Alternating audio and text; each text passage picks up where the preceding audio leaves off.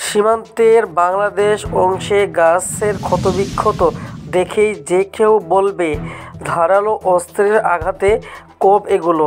শনিবার চাঁপাইনবাবগঞ্জের শিবগঞ্জের চৌকা সীমান্তে ভারতীয়রা ধারালো অস্ত্র নিয়ে বাংলাদেশ অংশে প্রবেশ করে বেশ কিছু গাছ কেটে ফেলে। এসব তারই চিহ্ন। আমাদের রক্ত থাকতে আমরা ছাড়ব না ইনশাল্লাহ। ভারতের বিএসএফ নিজের হাতে ইট পাটকেল গ্যাসসহ বাংলাদেশের উপর নিক্ষেপ করে, তাই এই ঘটনা প্রতিরোধ গড়ে তোলে বাংলাদেশি নাগরিকেরা। এ সময় বিজিবি এবং বিএসএফের মধ্যে বাকবিতণ্ডা হয়। শনিবার বেলা 11:30টার দিকে কিশোরগঞ্জ সীমান্তে আন্তর্জাতিক সীমানা পিলার 177 এর সাব পিলার 3-4 পিলারের কাছে পরিস্থিতি উত্তপ্ত হয়ে ওঠে। স্থানীয়রা জানান, বাংলাদেশের ভূখণ্ডে এসে আম ও পেয়ারা গাছ কাটতে শুরু করে বিএসএফের সহযোগিতায় ভারতীয় নাগরিকরা। এক পর্যায়ে বাংলাদেশের বাগানীদের বড়ই বাগান ধ্বংস করতে শুরু করে ওপারের বাসিন্দারা। তাতেই ক্ষিপ্ত হয়ে ওঠে সীমান্তবর্তী বাংলাদেশি কৃষক ও স্থানীয় বাসিন্দারা।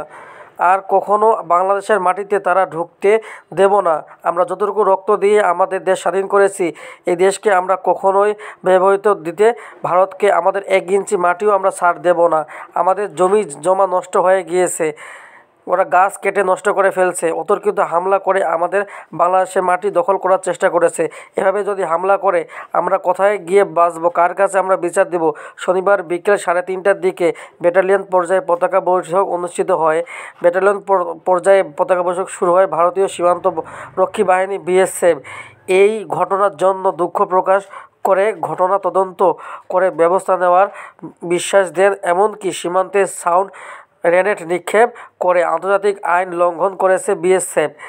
এই ঘটনার তীব্র প্রতিবাদ জানানো হয়েছে। দেশের সার্বভৌমত্ব রক্ষায় সীমান্তে তৎপরতা থাকার কথা জানিয়েছে বাংলাদেশ সীমান্তরক্ষী বাহিনী। এতটুকুই নিশ্চয়তা করতে চাই বাংলাদেশের জনগণ ও বিজিবি, আমরা প্রস্তুত। সীমান্ত জনগণ আমাদের যেটা নিশ্চয়তা করলে ভবিষ্যতেও আমরা থাকবে। বিজেপি আমাদের দিনরাত প্রস্তুত ও থাকতে যে কোনো পরিস্থিতিতে বিজেপি কন্ট্রোল আছে। বিএসএফের পক্ষ থেকে দুঃখ প্রকাশ করে বলা হয়ে গেছে, গাছগুলি কাটা হয়েছে, এটা অন্যায় হয়েছে। তাদের পক্ষ থেকে তারা একটা ব্যবস্থা নিবে। দিনভর উত্তেজনার মাঝে বাংলাদেশের সীমান্তরক্ষী বাহিনী বর্ডার গার্ড বাংলাদেশের দক্ষতায় রীতিমতো পালিয়ে গেছে ওপারের বাসিন্দারা। এই ঘটনায় দুই পাশেই অতিরিক্ত সদস্য মোতায়েন করে বিএসএফ এবং বিজেপি বর্ডার গার্ড। যদি না থাকতো, আমাদের বিজেপি না থাকলে আরও ক্ষয়ক্ষতির সম্মুখীন হতাম। ভারতের আইলে মাইট ধরো, আবার লোকজন যেমন আইছে তেমন পালিয়ে গেছে ওরা। অনেকেই কয়েছে সব কিছু কেটে ফেলে দিয়েছে। বউয়ের বাগান দেখে আমরা গেটে একটা দাদার আছে, মানে সব বিশ্বাস করে দিয়েছে। আমাদের বিএসএফ আমার চোখ মুখ জ্বালিয়ে দিয়েছে। তার উপরে ভারত আবার আমাদের উপর অত্যাচার করেছে। সম্প্রতি বাংলাদেশের বেশ কয়েকটি সীমান্তে বিএসএফ নোম্যান্সল্যান্ডের 100 গজের মধ্যে কাঁটাতারের বেড়া নির্মাণের চেষ্টা করলে তৈরি হয় উত্তেজনা।